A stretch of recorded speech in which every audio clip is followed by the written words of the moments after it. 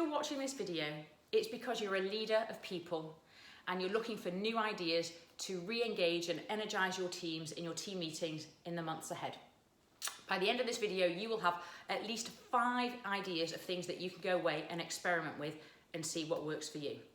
Let's face it, it's really difficult right now. Fatigue is at a high and engagement is at a low. We're all sitting in the same chairs, staring at the same screens, in the same environment. Everything is just feeling the same.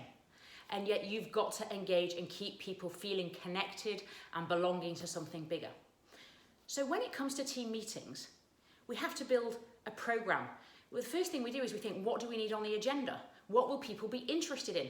What do we need to tell them? Well, it's a bit like a ball game. We want them to come and we want them to be interested in playing ball with us. So we build our agenda. Well, there's these shiny and interesting things we need to talk about. We've got some operational, slightly heavier things that we need to talk about. We've got some interesting things, they're not really fully developed yet, so they're a bit squidgy. Yeah, we need to talk about those. And there's some really heavy stuff that we also need to talk about. I'm not going to throw that one. But you get the idea. We build an agenda and we hope that people come and they'll engage and they'll turn their cameras on and participate. But it's not working anymore. So here are 5 things that I'd like to share with you, and you can try as many as you like, whatever works for you. And these are all things that we do for ourselves and with our clients. The first, know exactly why you are bringing people together. A team meeting is not a purpose, it's a category of meeting. A brainstorm is not a purpose, it's a category of meeting. Why should your people come to this meeting? What is it that you want them to think, feel and do differently as a result of spending time together as a team? Will it be clear to them why they should show up and why they should engage? And if you're not sure what the purpose is, don't have the meeting or start discounting things or reduce what you're going to focus on to make it really clear. I no longer use the word meeting if I can. I find a real purpose and specificity to why I'm going to spend time with people. And if you've got, say, 10 people in your team and it's an hour meeting, that's 10 hours worth of time. It has to be meaningful. So don't go ahead unless you're really clear why you're having the meeting. Number 2, the invitation. The invitation is usually a calendar icon sitting in our calendars that we know is there. There may or may not be an email, there may or may not be an agenda, but it will be a list of topics that people are going to work through. It's not riveting or exciting. Think about the ball game. People want to go to ball games. They know why they're going to ball games. The invitation should be really clear. What's in it for me? Why should I show up? What is expected of me? What will I have permission to contribute? How will I interact with others? All of that should be really clear in the invitation. So you've got the pre-game warm-up and people come ready to participate. Number 3, the arrival, the opening and your energy. In this environment, research shows that we cannot cope with the overload of going from Zoom to Zoom to Zoom. It's too much for our brains. In the old world, we'd potentially wander down the corridor, chat, and then settle in. We need to create arrival time. We do this in all the work that we do now with our clients. We strongly advocate, as you can imagine, with our whole fitness mentality, for stretching.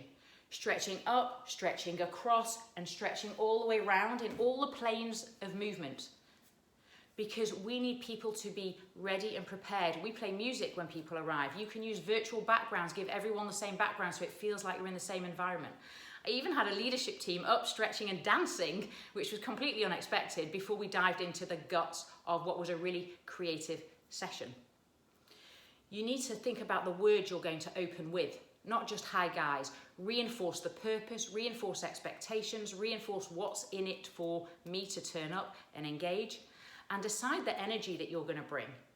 Are you the inspirer, the empowerer, the facilitator, the coach, the moderator? It should vary depending on the meeting. Decide all of this in advance so people are ready to dive in and get going. Number 4, the agenda. I don't like that word. An agenda is too structured, and in this environment we should be thinking about a program of interaction, a program that engenders conversation. And there are so many different ways to build programs, using interactive polling, breakouts, collaboration tools, different types of storytelling, If you have a shortage for ideas here, just get in touch because we've got plenty to share. But build a program of engagement and not an agenda. And if you want to do something really special, have specific special meetings.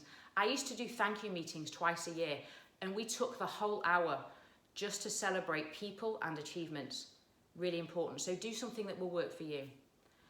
And the final and the fifth suggestion is the close. Quite often we've got through the agenda, we've got through the meeting, it's been a lot of broadcast, particularly if there's a large amount of people, and if it's a town hall or an all hands, it's been heavily broadcast focused. Hopefully we've put all that away now. When you get to the close, don't just finish with that's all folks. Reinforce purpose, reinforce what you hope people would think, feel and do. Remind them that they're valued, remind them that their contribution counts. So as you leave here today and you think about how am I going to play ball with my team, how am I going to get them to play ball with each other, be open to experimenting, try new things. We run 90-minute leadership workshops specifically on this right now for clients. It's a really important time to keep people energized, engaged and motivated. So subscribe on YouTube, follow me on LinkedIn, get in touch if you need help. Be open to trying new things. Let us know in the comments what's working for you, and I'll see you soon.